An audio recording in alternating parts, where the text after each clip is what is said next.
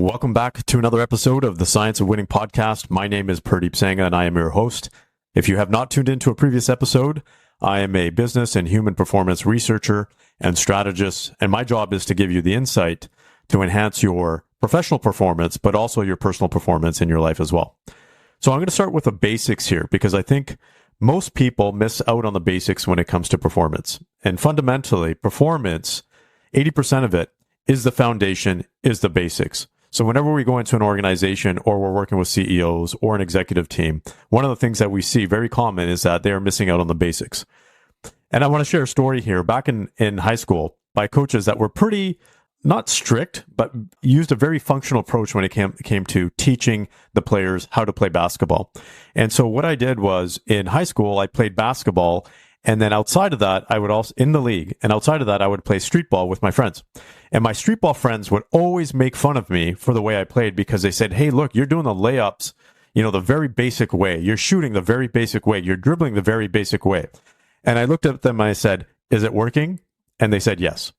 So that is very important because a lot of people are focused on the fancy stuff. They're focused on the sexy stuff. Especially as a CEO, it's very easy to get caught up with the newest and latest trends. But when it comes to performance, it really comes down to the foundation and basics. And so I want to share the definition of performance because it outlines the basics of performance. And we all need to understand this to enhance our performance. So performance is this. It's translating intention into consistent, high-quality results through constraints while minimizing unintended consequences. There are 5 parts to that. So there's 5 parts to performance. The first part is intention. We have to have a clear intention, and intention, it all falls under one umbrella, which is goals, objective, results, something that you're looking to achieve.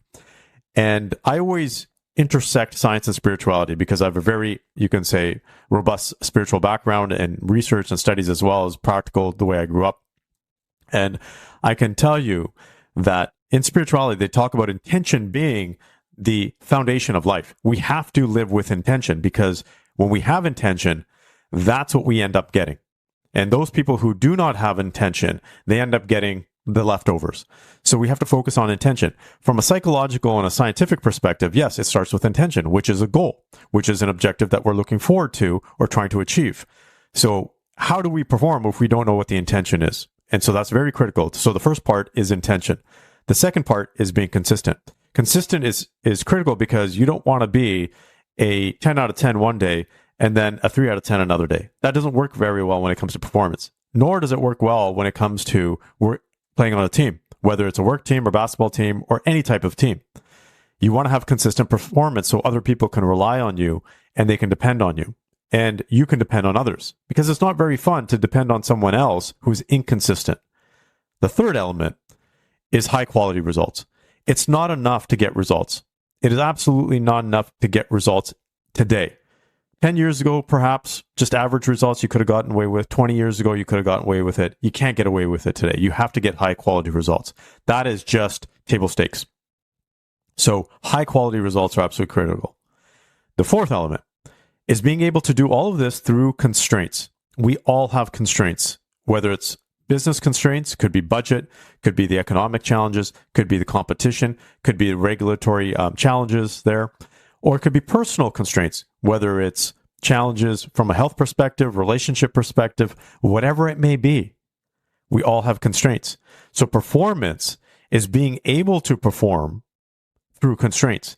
Now, here's where it gets really interesting because ever since 2008, we've been on an uprise when it comes to the economy. We were on a very longer than usual trend upwards. And businesses and people were able to get away with performing at their level because things were good. Anybody can perform when things are good, but not everybody can perform at a high level when things are not so good. And we saw that through COVID, and a lot of businesses got filtered out, because they were performing during good times. But when the bad times came, they were not able to perform. There's a big difference there between the average performer and champion level performance. A champion level performer can perform consistently with high quality results through constraints. And that's what you want to be. You want to be a champion in all areas of your life. Now, that's where most people stop. They do the intention, they're consistent, they're producing high quality results through constraints. And let me walk back. No, not most people. We know that the vast majority of people are not operating in that fashion. In fact, it's less than 10% of people that are actually typical, or what we're talking about, true high performers. So let's just say most high performers stop there. The next part is one of the most important parts, and that is being able to do all of that, all four of those first elements, while minimizing unintended consequences. And unintended consequences are so critical because if you do have consequences, eventually they come back and they bite you in the butt. For example, you're a CEO, you're working your butt off, you're building an organization, extremely successful from a career and business perspective, but you neglect your health. Eventually that comes back and bites you in the butt. And this is real life stuff, folks. I see this day in and day out where CEOs or executive leaders or just anybody in the business context is performing great in the business world, but they're struggling or something has come back and bit them in the butt personally because it was an unintended consequence. So we have to minimize that. That is the whole point of performance. We want to be able to do those things, translate intention into consistent high quality results, to do it through constraints, but do it in a way where we're not screwing things up, things that will eventually come back and haunt us. And yes, that means that we have to have some foresight. We have to think strategically, personally about ourselves. If I do this, if I'm going to be a CEO and I'm going to sacrifice time with my family or on my health for the next 10 or 15 years to build my career, my resume, and take this organization forward, what are the unintended consequences? What are the ones that I'm able to put up with? And what are the ones that I don't want to put up with? So we have to create a list of those, prioritize, and really deal with those unintended consequences before they actually happen.